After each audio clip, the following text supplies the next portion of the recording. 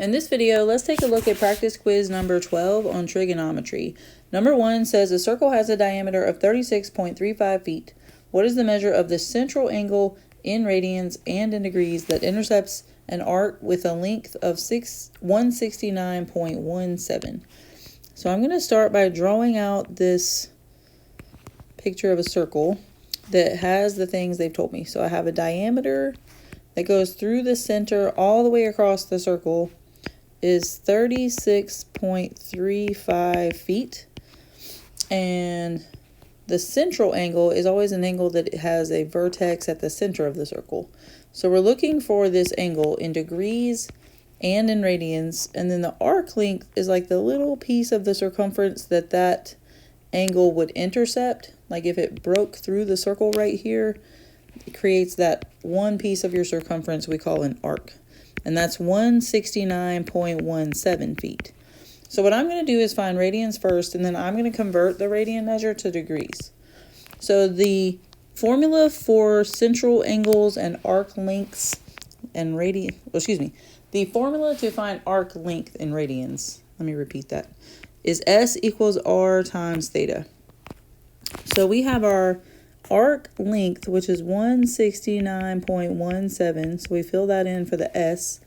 Our radius is going to be half of the diameter, so I just need to say the radius would be this 36.35 divided by 2, which I've already calculated, and that gives me 18.175.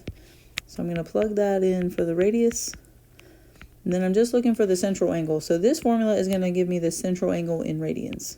So to get theta by itself, I just needed to divide both sides by 18.175.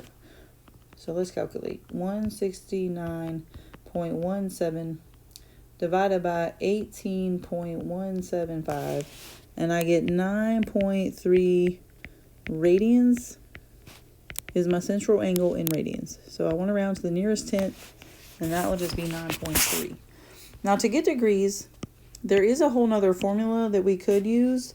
It is L equals N over 360 times 2 pi times the radius. And you could fill everything in and find your central angle in degrees. But we can also just take the measure in radians. So 9.3 is radians. And in order to convert it to degrees, we have to multiply by 180 over pi. So I'm going to do, in the next row, 9.3 times 180, and then 1,674 divided by pi. So I get 500. It says to round to the nearest degree, so the nearest degree would be 533 degrees. Okay, so like I said, you could use the other formula, but that definitely takes a lot more work than just converting your radian measure into degrees. So that would be okay. Number 2 says this diagram shows point Q on the unit circle. What is the approximate x coordinate of point Q? Round your answer to the nearest hundredth. So what we see is we have point Q is in the first quadrant, and if I were to create a right triangle, the angle they've given of 1.42 radians is this angle right here sitting at the center. It's that central angle. And then I see that I need the x coordinate, which would just be this length, this leg of the triangle. And then I always know for a unit circle that the radius of any unit circle equals 1. And so that's going to help me figure out my x coordinate, because I have an angle and I have two sides of a right triangle. And so I can see that based on this angle they've given me, see if it'll let me use my pointer tool. Based on this angle right here, I see that I have the side adjacent to that angle and I have the hypotenuse. So when I have the adjacent side and the hypotenuse side, cosine is going to be what will help me, because cosine of the central angle will equal the adjacent side over the hypotenuse. And so cosine of 1.42 radians, I just need to be careful in Desmos to make sure it's in radians, is going to equal the adjacent, which is x, that's what I'm looking for, over the 1. So notice that's just cosine of 1.42, but I got to remember that's in radians, is going to be my x coordinate. So once I figure that out, I've got my answer. So I just have to go into Desmos and type in the cosine of 1.42, but make sure you're in radians in your little toolbox up there in the top corner. And I am, so my x-coordinate is 0.15 because it does say round to the nearest hundredth, which is 2 places after the decimal. So that would be it for number 2. Number 3, I'm going to do first by hand and then I'll show you in Desmos. So given the function f of x equals -5 sine of pi over 3 x plus 3, find the key features of the graph. So my amplitude is just the absolute value. It's the positive number that sits out front for your a value. It has nothing to do with the negative. That would make it reflect over the x-axis. So the amplitude of this function is just +5. Amplitude is always positive. The midline goes with your vertical shift. So I see this one went up 3 units. So my midline is going to automatically do the same thing and go to y equals 3. And it's a horizontal line, so you do need to write y equals 3. That would be wrong to write x equals 3. The frequency is the number that sits right in between sine or cosine and your variable. So in this case, it's pi over 3. You can just pick it right out. And then the period of the function is related to frequency. So period, the formula for period is 2 pi divided by b. And b is that frequency we just picked out. So we're going to fill in that the period is 2 pi divided by the frequency in this case, which is pi over 3. But then in math, we don't like to divide by a fraction. So we keep it, change it, flip it.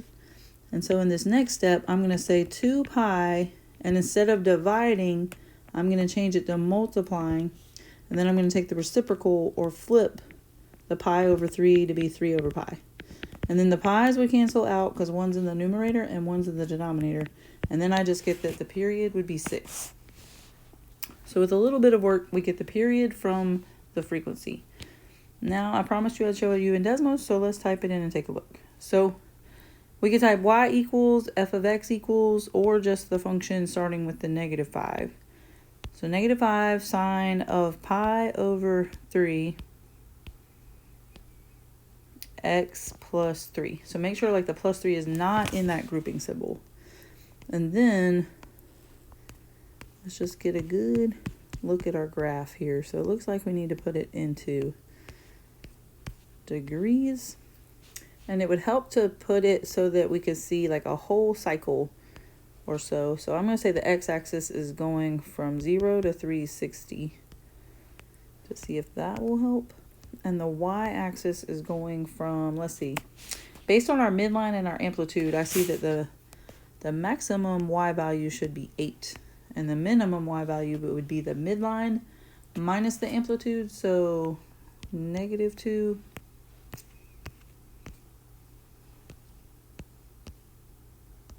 Yeah, this graph's not making it easy to look at it. So let's try this way. I'm going to put it in radians and say we're going from 0. I do know the period of the graph is 6, so let's put in 6. And see if that helps. Okay, so I don't recommend using the graph for this one because it is definitely difficult to pull up the graph since we've changed some of these numbers around. So for now, let's just stick with picking it out by hand and move on to number 4. So number 4, how does the graph of g of x equals 0.5 cosine of 2x differ from the graph of its parent function f of x equals cosine of x over the interval x is between -pi and pi. So we need to compare. It looks like the amplitude is in question, which one is greater or smaller, and then the period, which one is shorter or longer. So the two things we're looking at are amplitude and period. So I can see the amplitude of g of x is 0.5. So amplitude was 0.5 for this function. And then I see the parent function has an amplitude always of just 1 because it hasn't gotten any larger or smaller from 1. So if I see 0.5 compared to 1, then g of x has a smaller amplitude. So I see amplitude is smaller, amplitude is smaller, amplitude is larger, so that's wrong, and amplitude is larger, that would also be wrong. And then the next thing was the period. So the period goes with the frequency. So if I see for g of x, it has a 2 for the frequency, the period is 2 pi divided by 2. And then that would just give me pi because the 2's divide out to equal 1. And then the period for the parent function, again, goes with the frequency, which in this case is just an understood 1. So the period is 2 pi divided by 1, which would just be 2 pi. So if we compare those, pi is smaller than 2 pi, so it's shorter, which is what option A is saying. So we want to go with option A, not B, C, or D. All right, for the last question, it says the height in meters of the seat of a Ferris wheel after t minutes can be modeled by the function h of t equals 10 sine 0.25 pi t plus 16. How many minutes does the Ferris wheel require to make one complete rotation? So one complete rotation means like the Ferris wheel went up and down and came back to where it started from. So it's talking about a period of the graph. So whenever they say one complete rotation, the main idea is to remember this is talking about how long is the period of the function. So all we've really got to do is set it equal to our formula. Period is always 2 pi divided by the frequency. And then the frequency is always that number between sine or cosine and your variable. So in this case, that is 0.25 pi.